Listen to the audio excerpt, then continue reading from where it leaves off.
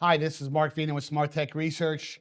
I'm here at Samsung Unpacked 2025 with a brand new friend, Brad Hasinski, who is the SVP and GM of their B2B organization. It's a lot more substantial than that short summary I just gave. But Brad, maybe you could explain very quickly, the responsibilities that you have. Yeah, sure. Thanks. Thanks for being here, Mark, and I'm happy to have the conversation with you. Glad to speak with you. From a B2B perspective, mostly what we're talking about is any and all selling our mobile devices. That's phones, tablets, wearables, watches, buds, rings, software services to businesses, whether it's SMB to large enterprise. We typically have three routes to market. One is through our carrier partners. The second is through Samsung.com, which there is a Samsung for Business element of Samsung.com where a lot of SMBs go through. And then, of course, through the channel, which is typically distributors, distribution, and then resellers, anywhere from the large NSPs like the CDWs and the Insights to strategic, managed service providers all the way down to long tail Right. sales. So basically, any and all products into business, our team is responsible. Well, and that's important because the customers you work with, they don't buy their products from one single channel. That's correct. They typically have multiple places they acquire product. In terms of the event today, Unpacked has a very strong consumer flavor. Correct. You almost wouldn't know that, hey, by the way, there are businesses that buy smartphones. Yes. But the topic, because I'm an old marketing guy, that always kind of pops in my head, in a marketplace that's very competitive, and especially in a B2B context, Yes. there was a lot of interesting, especially AI and this tremendous movement with Samsung moving toward embracing AI in a very aggressive manner, That's right. in a very immersive, very almost conversational type of way. How does that translate from a B2B standpoint? And how do you differentiate yourself, in terms of appealing to that category? Yeah, no, so that's a great question. I think first and foremost, I like how you use the term aggressive. I think, Samsung, from my perspective, has been wanted to ensure last year, if you think about what we launched last year when we launched Galaxy AI with the S24 family, it was about being the first mover to market. And it was really about showcasing how AI is going to become part of the native experience on mobile devices in the future. However, and for businesses, I think the challenge for businesses, it really depends on the environment. Some businesses have a bring your own device type BYOB, policy. right. So the consumer is going to go select the device they want and bring it into the enterprise, so to speak. So a lot of times businesses have challenges, and so we have to address those challenges, which I'll get to. But really, it's about we look at the world through a vertical lens, and when we think about B2B, one of the things I tell our salespeople and we talk to customers, it's like, look, you're not going in talking about a device. You're not talking about specs and speeds and feeds. You're talking about what is the technology going to do for them for an outcome standpoint. So we look at the world through verticals. So we have retail and hospitality and education and finance and federal government, et cetera. And Logical segments. and then really about, what is the device doing for them? Are they trying to achieve an outcome of sorts? And so when it comes to the evolution of what we've done since we've launched Galaxy AI, is that I think it's been very clear to businesses that they can increase the customer satisfaction, meaning their employees. They can increase productivity, which means if you have a customer-facing organization like myself, it's like, look, I don't want our salespeople spending time in meetings, taking notes, and doing all this email, et cetera. You want to minimize those productivity killers, I call them, and you want to maximize the time in front of the customer doing your job. So I think there's some very innate things that we have seen that businesses are attracted to. However, we learned a lot last year because, as you pointed out, the Unpacked event is a very consumer-centric messaging. So as soon as we launched Galaxy AI, we started getting questions immediately. So we were getting phone calls from IT decision makers and CIOs saying, okay, I need to know is what processing is done on device, what's in the cloud. Why is that? Well, some regulatory industries like healthcare or banking, they have very strong compliance policies on what data can go to the cloud. Well, if you're a company, you don't want your roadmap up in the cloud. You don't want your roadmap up in the cloud. Right, sure. So Samsung, how are you going to help me with that? So this has been an evolution in the last 12 months. So one of the first things we did is we then realized, we need to go tell customers what's on device and what's enhanced by the cloud and what is pure cloud. So then by the time we launched the Flip and Fold 6 in the summer, in the settings, you had an ability to toggle to on-device AI only. Right. But what does that mean for businesses? Businesses say, Brad, I can't rely on employees. If I have a corporate liable environment and they bring in a Samsung device and they want to use Galaxy AI, I cannot have them go to the cloud. So we had to create capabilities within our Knox suite in particular. And we're going to get into the Knox. We'll talk more in a about it. moment. But it's like, how do we create policy? And when we get to that question, I'll explain to you what we've done differently so that we can give peace of mind for them to use Knox to create policies around how the AI is used At the on enterprise device. level, right. At the enterprise level. And we're going to continue to build upon those things. And of course, you also heard today a lot about privacy is very important. So, Yes. so we talked about the personal data engine, right? Taking advantage of Knox Vault, which everyone knows at the base of every product is our very unique and differentiated hardware offering with a separate security chip as Knox Vault. This is sort of taking care of your biometrics and your passwords. It's a secure enclave. You can't get side channel attacks. So that base level hardware security, and then building upon that with the agent that we talked about today, the UI7, and basically how you have the native capabilities, and then that personal data engine, that's helping people get more comfortable with the fact that they know that any data ingest they're providing to AI on the device level will be secure. It won't be getting used for retraining. And and what's fascinating to me with all the sexy appeal of AI, or more specifically Gen AI, meeting summaries, the ability to it's been a lifesaver for me as a technology analyst in terms of saying, hey, I don't have to worry about catching up with the speaker, and depending on what apps you use, you can do a really nice job of summarizing things and saving you a lot of time. That's really a business. Not to say that a consumer might not want to summarize a text string with a family member, but the reality is that summarizing meeting notes, creating an action item list, and some of these tools are pretty incredible in terms of knowing how to sometimes create a summary with and deleting maybe that kind of chit chat that goes on when you open a meeting. Yes. I love the ability to do that. The capability with the Galaxy to be able to create tables, and not just bullets, but a really nicely formatted a summary of a meeting. That's a big, big deal. So, and businesses get that. That's all about productivity savings, because you don't want your sales team, you don't want your employees, worrying about, wasting time, maybe not capturing a meeting properly, not maybe capturing an action item properly. So it's really, really terrific stuff.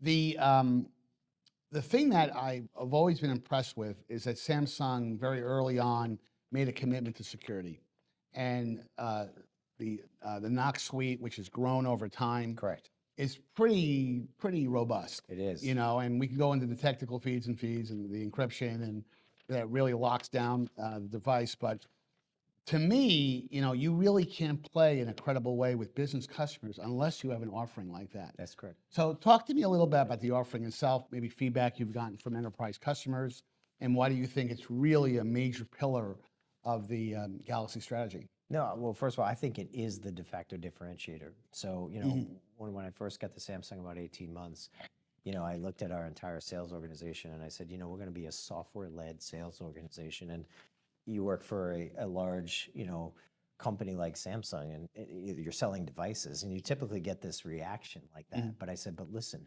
if you can get the customer to understand the value of Knox, right, then the devices come along and it creates a stickiness because it's creating real value. So yeah, as you pointed out, Knox started off at the hardware layer, and then as Knox, then we started to build upon it. We have the EMM, right? So if you want to deploy devices in the organization, we make it simple to do that. Then we had Knox Manage, which is our own internal MDM. So yes, there's the Mobile Irons, and there's the the Intunes of the world and the SOTIs of the world, et cetera. However, if customers want to use the homegrown MDM capability, you can, but we also have full plug-in, right, native capabilities with any MDM. Knox Asset Intelligence. So, that we built upon with that. So we have a lot of retail customers who say, look, I need to know where these devices are right? Physically. Physically where the devices are. They can monitor the battery life. They can monitor the status of the device. Is there any issues? Have they updated their operating system? Right. ePhoto. Oh my gosh, that's another one that customers talk a lot about. So in the case of the way that we have to do SMRs, which are, basically those are our security updates that we release. Google has to release a patch.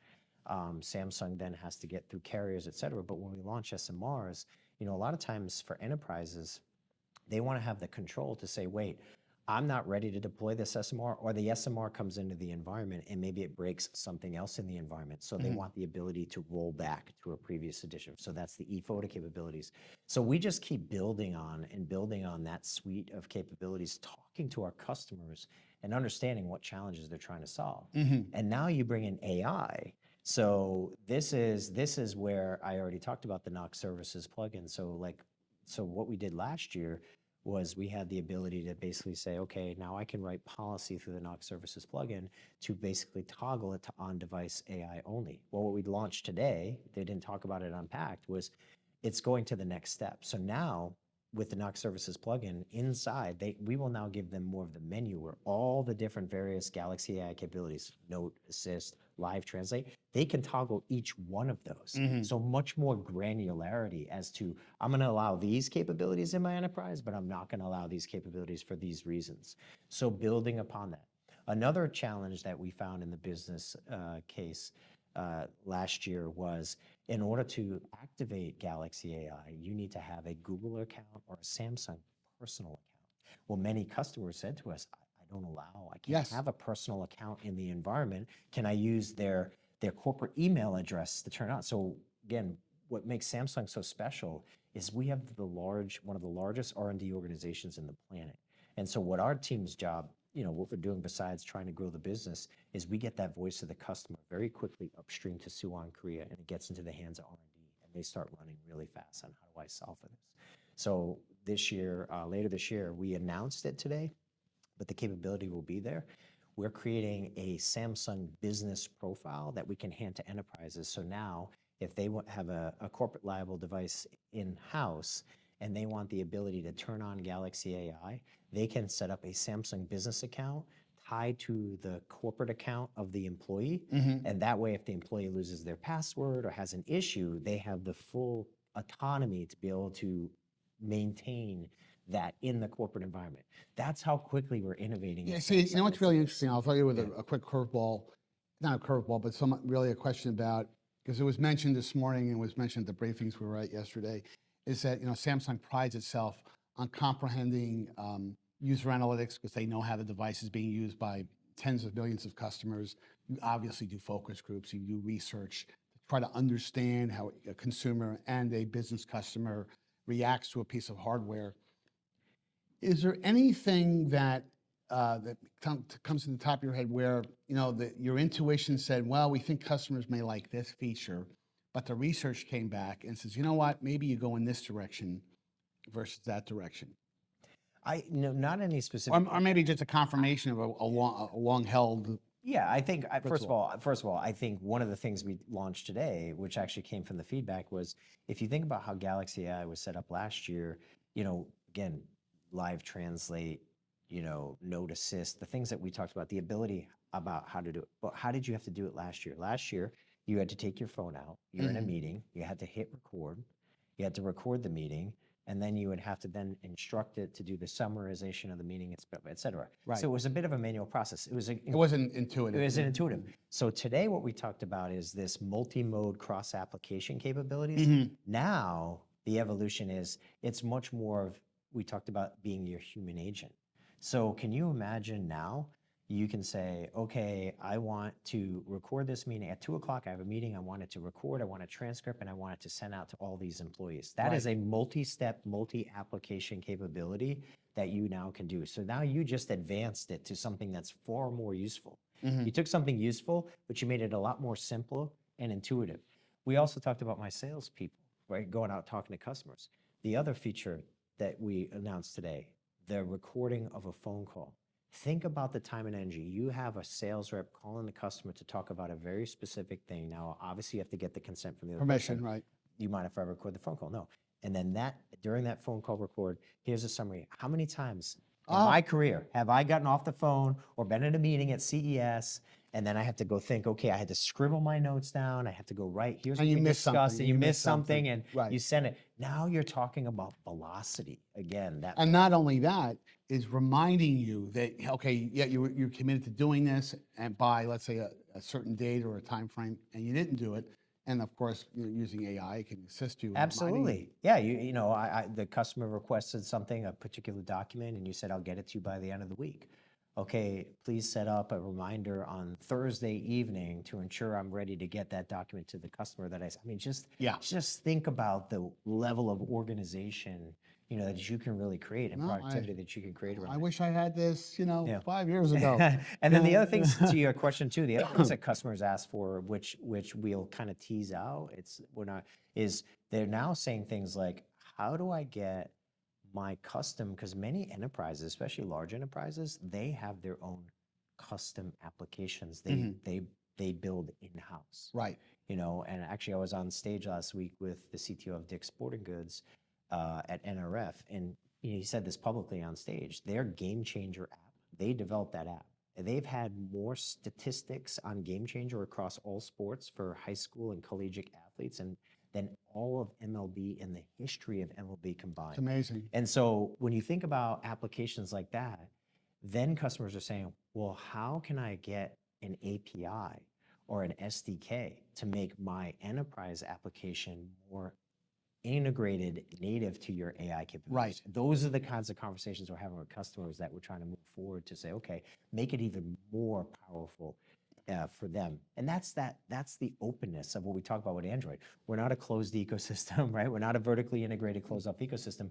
We're trying to double down on the partnership between Google and Samsung around Android. And it's all about interoperability, openness. Well, creating a healthy ecosystem. that strength, is a strength that in many cases will eclipse being in a closed ecosystem. I mean, there are some advantages to being in an ecosystem.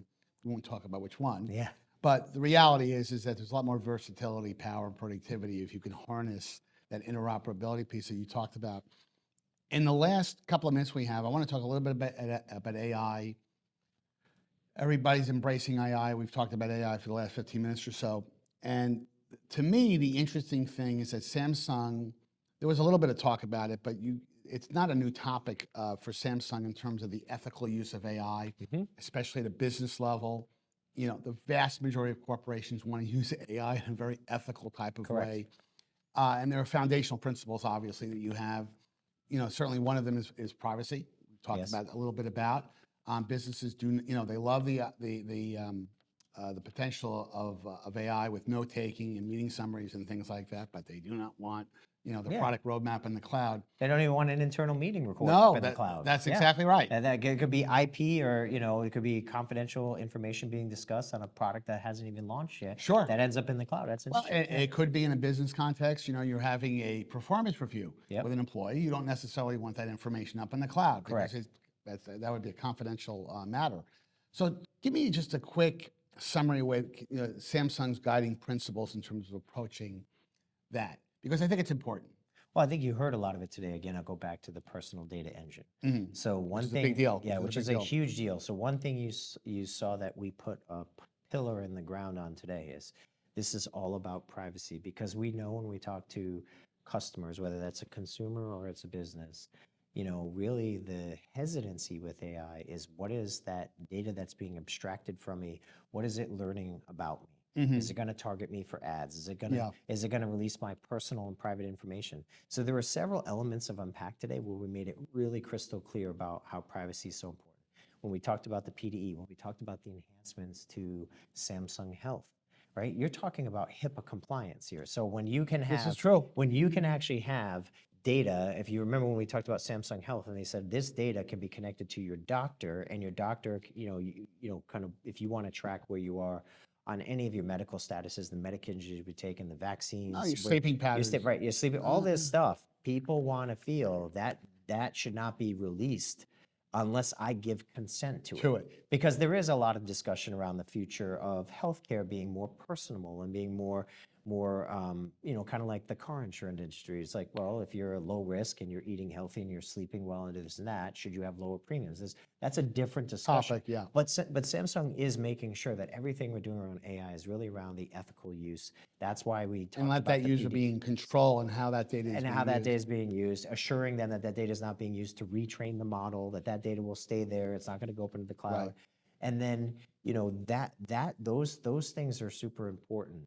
And then we really want to continue to focus, I think, on how that evolution goes from there. But you'll always see that privacy and data security at the center of it. It's really the bedrock of your And even strategy. today, think about this. Remember where they show one of the biggest challenges we're already seeing occur in real time on social media is you see these memes. We all laugh when we see memes of someone did an AI movie generation with certain prominent figures doing, scrupulous things. Yes. And it's like, it is becoming almost impossible to detect, is this real or is this a deep fake? Oh, I agree. So. Well, that's a whole different discussion. Right, but today you saw anything that's AI generated on the S25 through Galaxy AI is now going to have the watercolor. This is AI generated. Yes. And working with industry bodies and standards around the future has to be any content that you see on the internet. If it is generated by AI, there has to be a watercolor. I'm so glad to hear that because, again, this could be another podcast.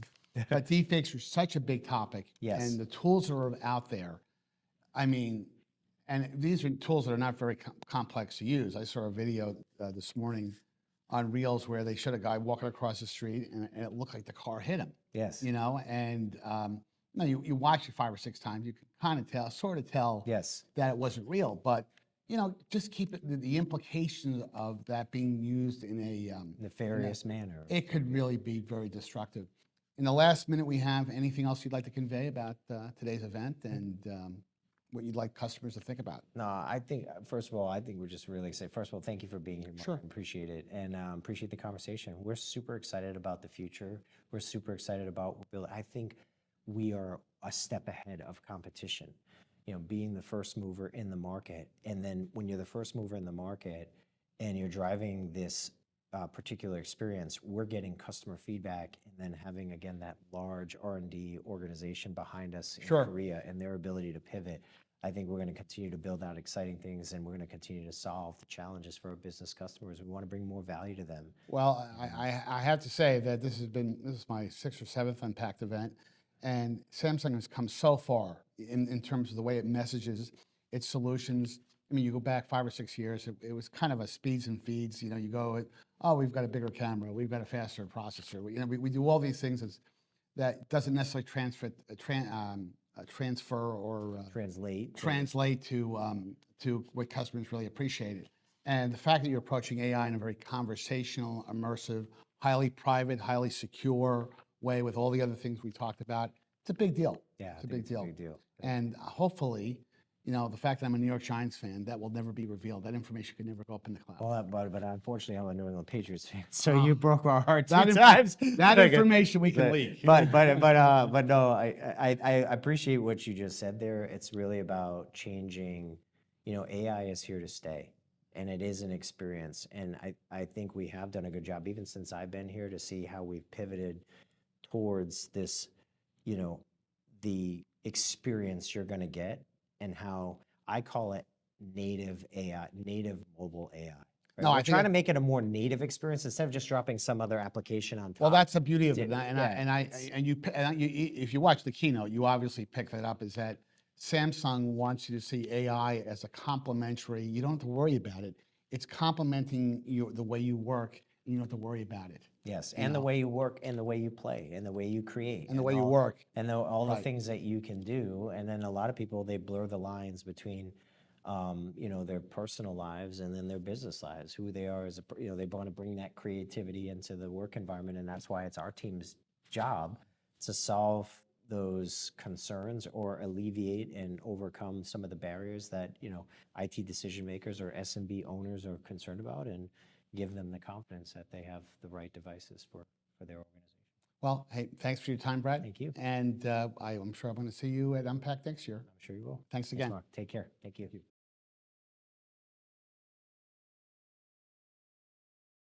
Hi, this is Mark Vino with Smart Tech Research. I'm here with my friend Alex Katuzian with Qualcomm. I'm not going to try to repeat your title because it's he's a very important person.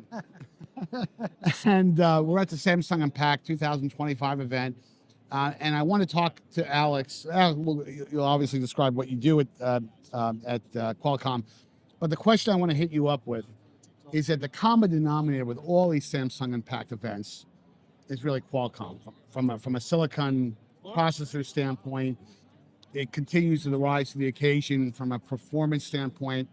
Even Samsung's research, your research, is completely self-obvious, but the reality is that customers really care about performance. And with all the AI functionality and capability coming along, you continue needing to really up the game from a processor performance standpoint. So let's talk just for a minute about what you do and the importance of silicon in Samsung's family of Galaxy phones. Sure, yeah. My function is being a group GM for our mobile, compute, XR, and wearables businesses at Qualcomm. We have somewhere in the 75% revenue generation for those businesses. And okay, so the importance of silicon in what Samsung does. So, we plan our capabilities and our functions somewhere around the 2 to 3 years before the actual silicon is in production and in products. So, and we have this really extensive collaboration with Samsung in such a way that we've been doing this for years now. Many of us have been working with the Samsung management team for multiple years, over 2 decades.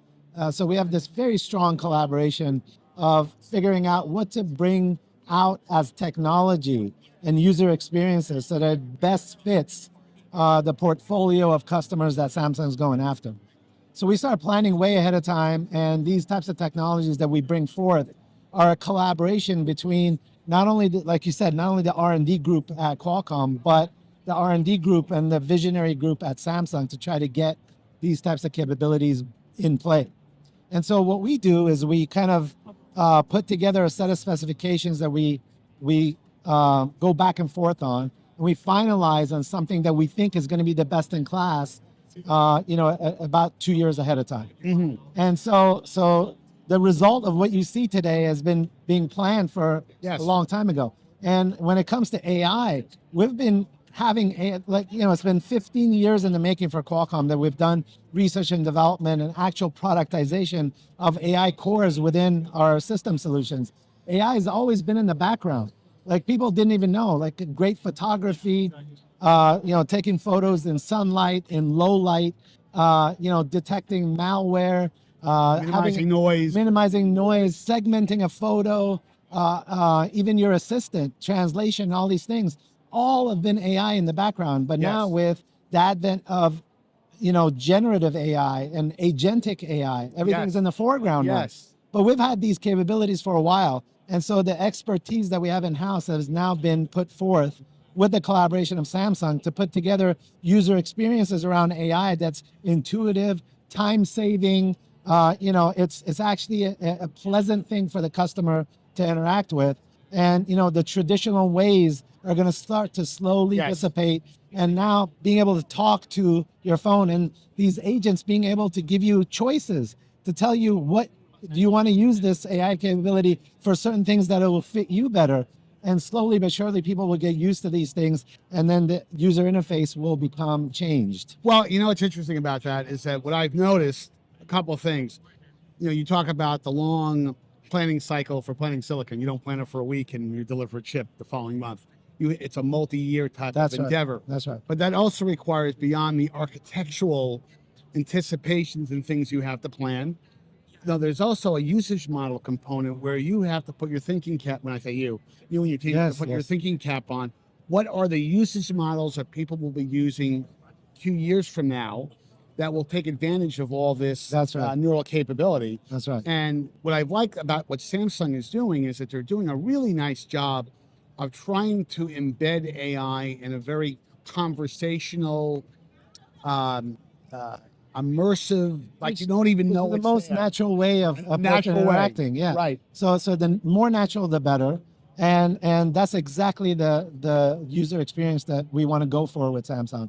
And what's happening is that throughout our planning, together we come up with user experiences that we think are going to be valuable and things that people will actually use on a daily basis. And so therefore, after a while of experimenting and getting feedback from their customer base and our experiences, it allows us to come together with Samsung and Google and Qualcomm in a way that would best fit the user portfolio that we're selling to. Well, and it's a great standout feature that there's no question the Snapdragon capability, not only contributes but really facilitates, is the ability to take audio from a video file and allow you to suppress different audio tracks. That's right. And of course, that's something that's been going on in motion pictures and commercial television for years.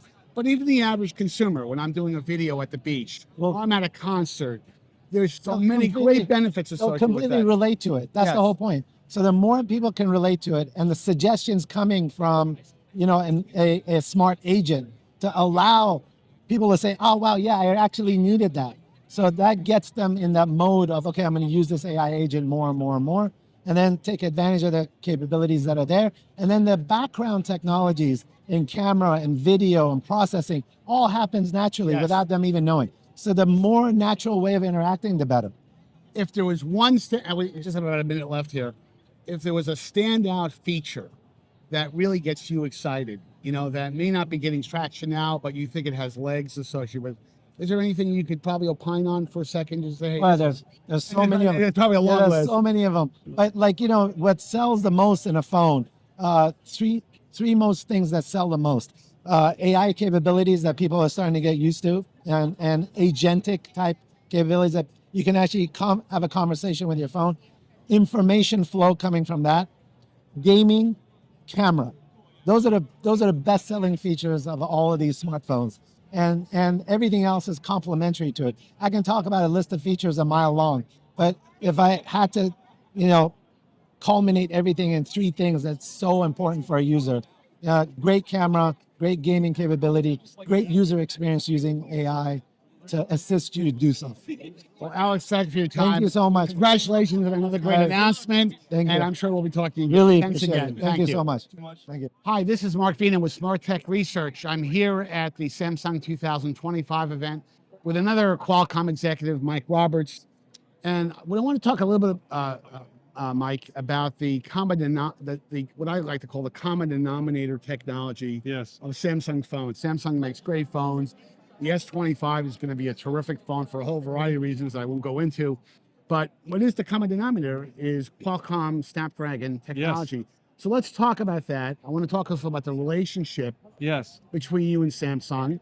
And the reason why that's so important is that for those people who don't know this, designing chips is a multi-year effort. You just don't buy them off the shelf. That's right. There's a lot of engagement between Samsung and Qualcomm to deliver these world-class performing chips.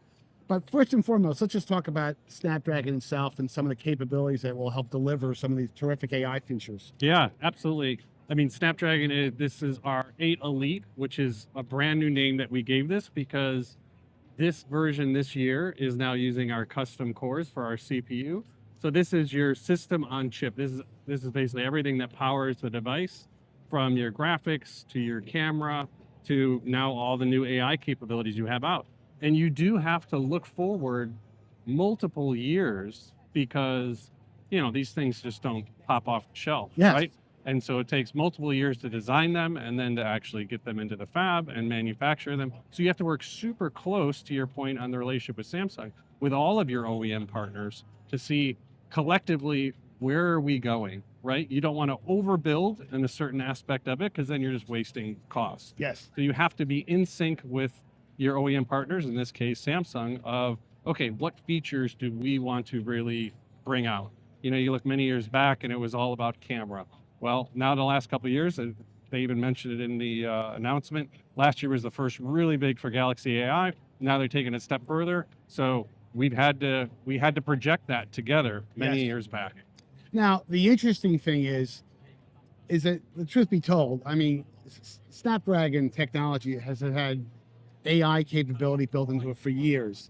Now that AI has become kind of like a buzzword, now those features are kind of moving to the forefront. talk to me about a little bit about some of the exciting usage models that the new capability will deliver in Samsung phones and other OEM phones that use Snapdragon technology. The one that impresses me the most, I mean, we're wearing wireless mics right now. Yes. This audio erase capability, which is such a Amazing. loud, it really, and you might think when you see that you understand this feature, you might think, well, that's really for a professional video logger or for someone who's delivering professional video content. The reality is that I could see a consumer taking advantage of this quite a bit when they're doing home videos and they're outside with a lot of ambient noise, and you play the video back and I can't understand what the person's saying. Yes. So talk about maybe that feature and maybe another feature that you think that really stands out. Sure. Yeah, I mean, I think for AI, when a lot of people think about it, it's the training models, which obviously are done in the cloud. But what you've heard in the last couple of years is this on-device AI, Yes. and why it's so important. And that's really the inference. That's running the models on the device. Okay, you can run the models in the cloud, but the benefit of on-device is, one, it's free, right? So that one helps benefit. helps everybody out. Yeah. Two, they talked about keep your personal data personal. So privacy, super important, because the more personal it gets, the more it wants to get to know you. And obviously that's all with permission, but having that on device is super important. And then latency. So to your point of the example of audio, you can literally do that in real time with no lag at all, where you got to look at the connection, you got to look at the cloud, you might not see that in real time. And so we've seen that not only in use cases like that, but also in music editing, in video editing, all this kind of real time that actually matters, where seconds just ruin the experience. So that's what we're really seeing. And then, they mentioned it numerous times of the multimodal, right? Of not just language alone, not just visuals alone, but bringing that together. And then we're entering this agentic AI era, right? Agentic, I love that word. Right, agentic, right? I have to think about it. It's like agent, agentic, okay.